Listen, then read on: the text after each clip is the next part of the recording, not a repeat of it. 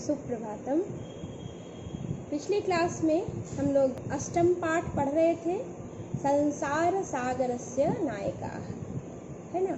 तो इसमें हम लोग कुछ पंक्तियाँ पढ़े थे, उसका थोड़ा सा मैं याद दिला करके फिर आगे बढ़ती हूँ। इसमें हम लोग पढ़े थे संसार सागरस्य नायकाः।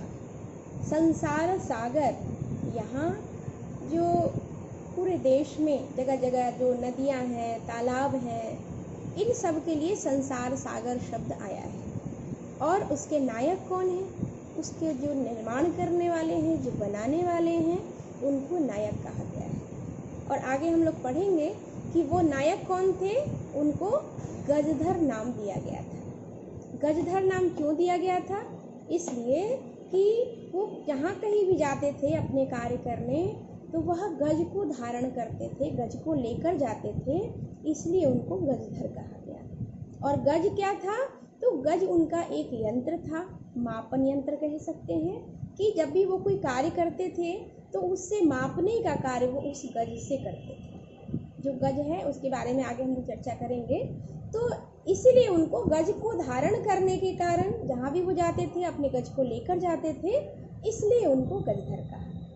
अब यहाँ अभी तक जो हम लोग पढ़े थे उसमें हम लोगों ने यही पढ़ा था कि आज आप पूरे देश में जगह जगह तालाब नदियाँ देखते हैं, तो ये जितनी सारी नदियाँ हैं, तालाब हैं, ये अचानक तो उत्पन्न नहीं हुए, है ना। सहसैव न प्रकटीभूताः, अचानक नहीं आए हैं, क्रमशः इनका निर्माण हुआ होगा, पहले 1 फिर 2 100 10 ऐसे।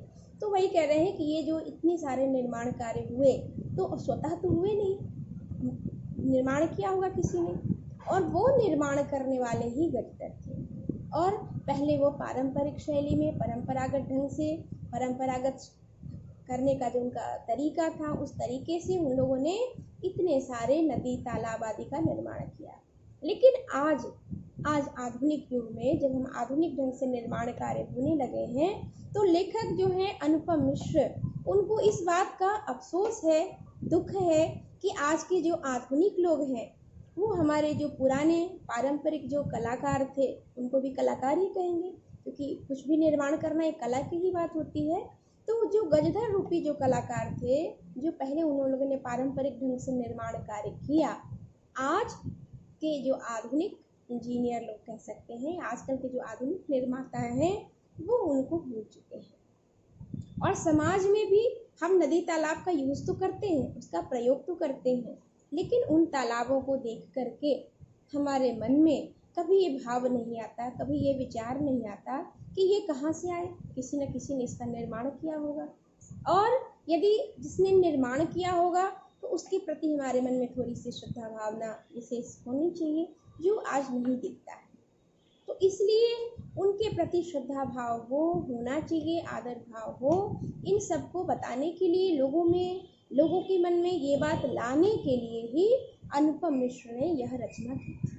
और अनुपम मिश्र की कई रचनाएं हैं, जिसमें कि एक है आज भी खरे हैं तालाब के संसार सागर के नायक। इस नाम का एक अध्याय है, उसी से यह पाठ लिया गया है। तो हम लोग पिछले क्लास में ही पढ़ थे कि आज जो नवीन जो आजकल के जो कलाकार हैं, जो बनाने वाले निर्माता हैं, वो उनको भूल चुके हैं, उनको वो याद नहीं करते हैं, जबकि हमें उनको याद अवश्य करना चाहिए, है ना। उसकी आगे पंक्ति हम लोग नेक्स्ट चैप्टर उसी में आगे बढ़ते हैं। नेक्स्ट आगे, अद्य ये अज्ञात नामानः वर्तन्ते।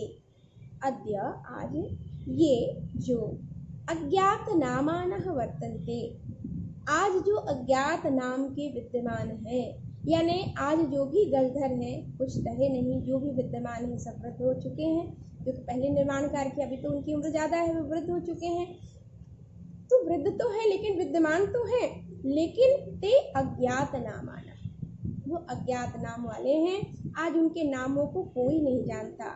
पुराते बहुप्रथिताः आसन्, यह सही है कि आज उनका नाम कोई नहीं जानता, वो जहाँ पड़े हैं वैसे ही हैं, लेकिन पूरा प्राचीन काल में, यानी पहले, यानी जब वो यंग रहे होंगे, जब वह निर्माण कार्य करते होंगे, तो ते वे बहुप्रथिताः आसन्, प्रथित यानी प्रसिद्ध। तो जब वो निर्माण कार्य कर रहे होंगे, करते होंगे, तो उस समय वो बहुत प्रसिद्ध थे। समय के साथ सब चेंज होता जाता है। जैसे मान लीजिए आप विद्यालय में पढ़ते हैं, आप कहीं कहीं मेरिट लिस्ट लगी रहती है हर साल जिसने टॉप किया, आप अभी पढ़ रहे हैं, आपसे पहले 10 साल पहले जो विद्यार्थी पढ़ के चला गया, आज हो सकता है नए बच्चे उनका नाम भी नहीं जानते हैं, लेकिन 10 साल पहले जब वो थे तो चूंकि वह बहुत अच्छे थे, वो स्कॉलर स्टूडेंट थे, ऑलराउंडर थे, हर चीज़ों में आगे थे, तो उस समय वो बहुत प्रसिद्ध होंगे।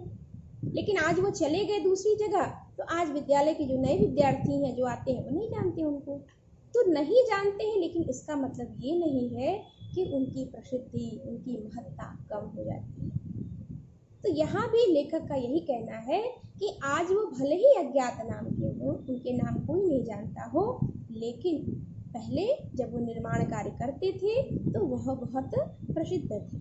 अशेषे ही देशे, अशेष, शेष माने जो बच जाए, और अशेष यानी जो कुछ बचे ही नहीं, यानी कि संपूर्ण। तो अशेषे ही देशे, संपूर्ण देश में तडागाः निर्मीयन्ते स्म, तालाब जो है वो संपूर्ण देश में निर्माण किए जाते थे। आप कहीं भी चले जाइए, हर जगह आपको तालाब, नदियाँ दिख जाएंगी। निर्मातारो अपि, और जहाँ भी निर्माण कार्य होगा तो निर्माता कहाँ रहेंगे, वही रहेंगे। अब मान लीजिए कोई निर्माण कार्य दिल्ली में करेगा तो पटना में तो नहीं रहेगा, या उससे दूर कहीं मुंबई पुणे में तो नहीं रहेगा, जो जहाँ निर्माण कार्य करेगा वही रहेगा। आप तो आजकल देखते होंगे प्रायः जो अपार्टमेंट वगैरह बनता है, तो जो अपार्टमेंट बनाते हैं बनाने वाले उसी अपार्टमेंट में रहते भी हैं। क्यों? क्योंकि कार्य करने में सुविधा होती है, आने जाने का समय, रहने की समस्या, या बहुत सारी चीज़ें, समय की भी बचत होती है और हर तरह से सुविधा होती है, इसलिए वही रहते हैं।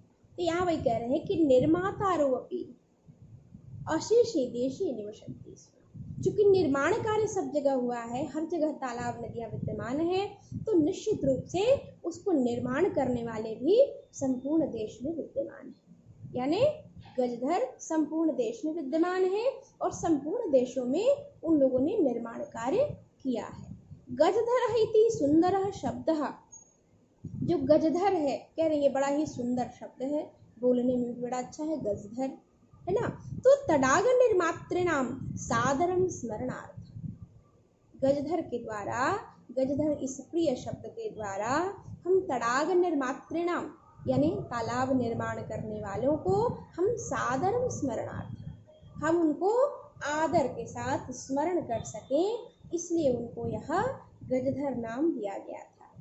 राजस्थानस्य केषुचित् भागेषु, और राजस्थान के कुछ भागों में शब्दो अयम, यह जो शब्द है गजधर अद्यापि प्रचलित है, आज भी राजस्थान के कुछ भागों में जाइए तो यह शब्द प्रचलित है।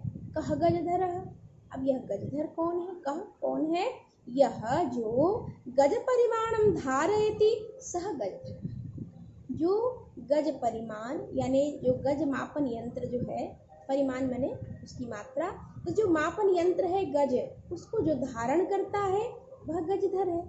गज परिमाणम एवं मापन कार्य उपयुज्यते, मापन कार्य के लिए गज परिमाण ही माप के लिए यूज होता था, प्रयोग किया जाता था। जैसे आप कपड़े की दुकान में कपड़ा लेने जाते हैं, कहते 1 मीटर, उसका 1 मीटर टाइप का रॉड होता है, देखा होगा आपने लोहे का, उससे नाप के देता है 1 मीटर 2 मीटर। तो वैसे ही ये जो गजधर थे, ये गज लेके चलते थे और ये मापने का कार्य उस गज से ही करते थे।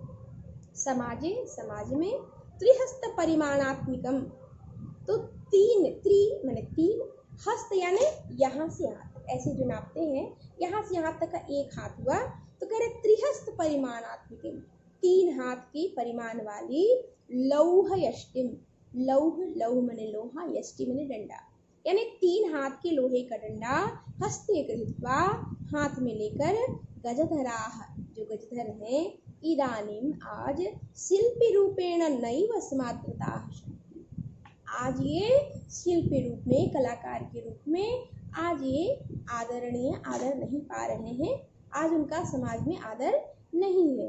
गजधरः, गजधर, यह समाजस्य गांभीर्यं मापयेत्, वह गजधर जो समाज की गंभीरता को मापे, इत्यस्मिन् रूपे परिचितः, इत्यस्मिन्, इस रूप में गजधर परिचित थे, वह पूरे समाज की गांधीर्य को मापते थे।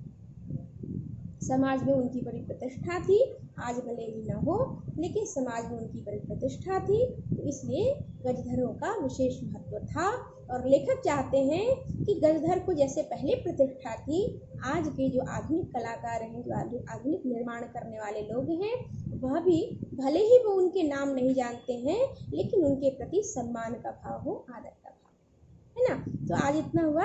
अगले क्लास में मुझे लगता है कि यह पाठ